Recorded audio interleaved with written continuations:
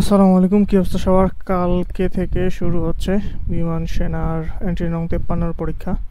So আজকে আমি কিছু ইংরেজি প্রশ্ন দেওয়ার চেষ্টা করব। আশা করছি এখান থেকে কিছুটা কমন পাবেন বা এই প্যাটার্নের প্রশ্ন থাকবে। হুবহু এগুলোই থাকবে সেটা বলছি না, প্রশ্নপত্র চেঞ্জ হয়ে থাকে। সো কিছু প্রশ্ন আজকে শেয়ার করছি ইংরেজি। আমাদের প্রথম যে প্রশ্নটি আছে, which of the closest meaning of air time, নিচের কোন শব্দটি এয়ার টাইমের সাথে খুব কাছাকাছিভাবে সম্পৃক্ত?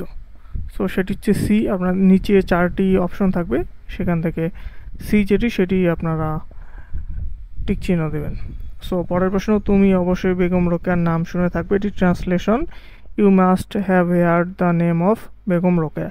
এগুলো দেখলেই বুঝতে পারবেন প্রশ্নতে এই ক্যাটাগরির কিছু প্রশ্নই থাকবে।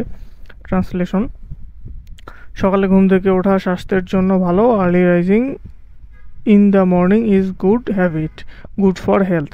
সো অল্প কিছু চেঞ্জেস হইতে পারে, বাট এই রিলেটেডই থাকবে। আই স হিম গো, এটার উত্তর হবে I saw him going. Sher-e-Bangla K Fazlul Huq বরিশালে জন্মগ্রহণ করেন, এর ইংলিশ মিনিং কি? Sher-e-Bangla Fazlul Huq was born in Barishal. So এগুলো দেখলেই আপনারা আসলে বুঝতে পারবেন।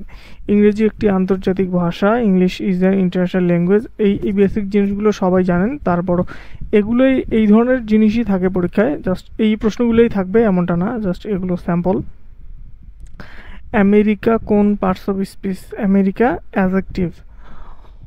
হোয়াট কোন পার্টস অফ স্পিচ? হোয়াট হচ্ছে প্রোনাউন। দ্যাট কোন পার্টস? প্রোনাউন, এটি ডেমনস্ট্রেটিভ প্রোনাউন। এগুলো খুবই ইম্পর্টেন্ট। ওয়াটার কোন parts of speech? Water noun. এটি খুব সম্ভবত ফোর্থ হবে। ফোর্থ কোন পার্টস অফ স্পিচ? এটি অ্যাডজেক্টিভ। হিমসেলফ কোন pronoun? Reflexive pronoun. I have dash elder brother, এটি হচ্ছে article. I have an elder brother. Try এর পাস্ট পার্টিসিপল ফর্ম কি? Tried. My brother is coming dash Monday. তো মাঝখানে কি হবে? এটি অন হবে। My brother is coming on. দেখি, স্বাস্থ্য সকল সুখের মূল, এর ট্রান্সলেশন কি? Health is the root of all happiness. আচ্ছা, এখানে অনেক ভুল থাকতে পারে এই প্রশ্নগুলোতে, আমি এগুলো সংগ্রহ করেছি প্রশ্ন এবং উত্তর। সো এগুলো আপনারা দেখতে পারবেন। স্বাস্থ্য সকল সুখের মূল, এটির ট্রান্সলেশন নিচে দেওয়া থাকবে। সো যাদের বেসিক ইংরেজি জানা আছে তারা ইজিলি ধরে ফেলতে পারবেন। Green house gas effect by manmade, green house effect মানুষের তৈরি। ভিক্টোরি ডে, আমাদের বিজয় দিবস কবে? 16ই December. Which is the true of knowledge? It leads to happiness. ধূমপান স্বাস্থ্যের জন্য ক্ষতিকর, এর ইংরেজি হচ্ছে smoking is harmful for health or smoking is injurious to health. এক্সটার্নালের অপোজিট ওয়ার্ড ইন্টারনাল। রিসিভের পাস্ট পার্টিসিপল ফর্ম কি? Received. A good boy prepare his regularly. A good boy prepares his lesson regularly. এখানে কোনো একটা শব্দ হয়তো missing আছে।